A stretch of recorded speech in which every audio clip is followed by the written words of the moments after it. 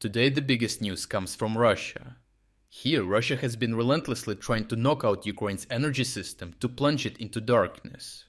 However, now the tables have turned, and Ukraine executed its most successful strike against the Russian energy grid, leaving millions of Russians in the cold and dark. Firstly, Ukraine's first separate center of unmanned systems conducted a long-range drone strike on military facilities, logistical hubs, and substations of the Russian-controlled Donetsk region. As a result, the Zorya 110 kilovolt substation, the Volnovakha traction substation, and the Pivdenna 330 kilovolt substation were hit in sequential waves, causing significant disruption to energy and railway logistics across the wider Donetsk area.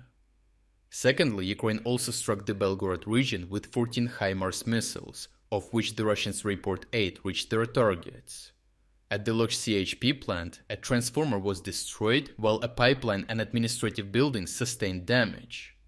In addition, the 330 kilovolt Belgorod substation was set ablaze and taken offline, cutting power to 28 subsidiary substations. The Ukrainian missiles systematically targeted the power grid, including transmission networks capable of rerouting electricity from neighboring regions, leading to additional outages reported in surrounding localities as far as Kursk. Following nighttime strikes, approximately 556,000 residents were left without electricity and heating, while around 200,000 lost access to the water supply. Significant disruptions to internet connectivity were also recorded, with wide-scale outages occurring after the Ukrainian attacks in the Belgorod area. These strikes are a direct response to Russia's campaign targeting Ukraine's energy infrastructure, which has already suffered extensive damage throughout this winter. In Ukraine, severe power outages are occurring nationwide, lasting from several hours to as long as a week following major attacks. At this moment, a lot of Ukrainians have been left without electricity, heating, or water. In response, Ukraine's offensive campaign did not let up, as Ukrainians hit the 330 kilovolt Kursk power substation in the Donetsk region, causing blackouts and voltage drops across the region. In coordination with the strikes on targets in the Belgorod region, Ukraine also hit the local thermal power plant in the city of Oryol. The blast reportedly caused major damage, knocking out power across parts of the city. Explosions were also reported from Novocherkasky, where Ukrainian drones attacked the thermal power plant. As a result of the successive strikes, fires broke out and raged for hours, while damage is still being assessed. Ukrainian drones also set ablaze the energy facility in the village of Komutovka, Kursk region. This attack caused a partial blackout in the region, leaving 115 settlements without electricity. A further Ukrainian drone swarm, reportedly consisting of around 40 UAVs, struck Domodedovo near Moscow, resulting in widespread power outages across much of the town. The attack disrupted a water pumping station, caused interruptions to heating services, and led to flight cancellations at Vnukovo airport.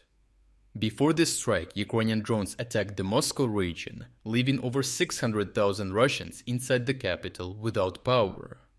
Russian authorities rapidly deployed dozens of mobile generators to apartment complexes in Ramenskoye to stabilize the power grid, but the message was clear. Ukrainian strikes are deliberately directed at Russian-controlled Ukrainian territories and adjacent regions within Russia. The primary objective of these attacks is twofold. First, to disrupt Russian military operations in these areas. By targeting energy and infrastructure assets, Ukraine seeks to degrade Russia's ability to sustain command, logistics, and force deployment. In the absence of reliable electricity, Russian forces are compelled to rely on generators and battery-powered systems.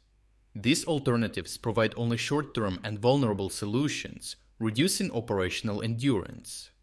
Secondly, Ukraine aims to shift the war's consequences closer to the Russian civilian population. This strategy is intended to increase public awareness of the war's domestic costs, even among those not directly involved in combat operations, as many still cheer for freezing Ukrainian civilians to death.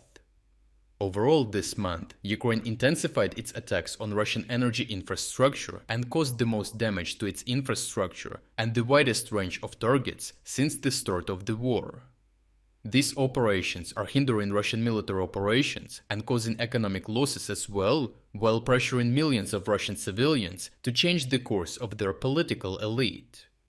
If you would like to explore other key developments today that we couldn't cover in this video, make sure to visit our interactive news map. The link to our interactive map is in the description below. Thank you for watching this update, and a special thanks to everyone already following our interactive map.